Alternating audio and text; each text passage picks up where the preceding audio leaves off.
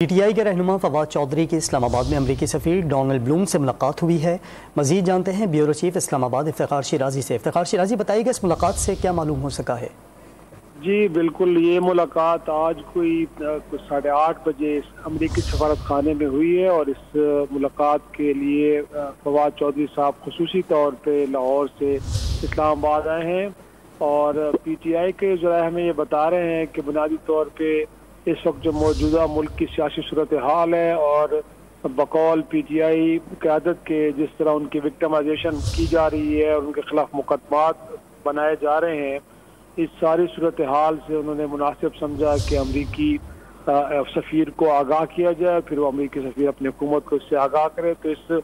1 گھنٹے کی ملاقات کے اندر فواد چودھری صاحب نے جو ملک کی موجودہ سیاسی صورتحال ہے اور ان کے خلاف جو مقدمات بن رہے ہیں، اور بقول ان کے جس طرح پاکستان کے اندر انسانی حقوق کی خلاف ورزیاں ہو رہی ہیں، ان سے متعلق امریکی سفیر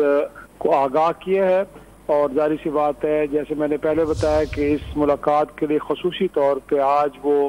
لاہور سے اسلام آباد آئے، اور یہ ملاقات کو 1 گھنٹہ تک جاری رہی، جس کے اندر ملک کی خصوصی طور پہ سیاسی صورتحال اور اس کے حوالے سے جو ایک طرح سے تحریک انصاف کی قیادت سے کے خلاف کارروائیاں ہو رہی ہیں بقول ان کے مقدمات کا اندراج یا پھر ان کی گرفتاریاں، اس کے حوالے سے جو تشویش ہے اس سے امریکی سفیر کو آگاہ کیا گیا ہے۔ جی افتخار شیرازی، بہت شکریہ آپ کا۔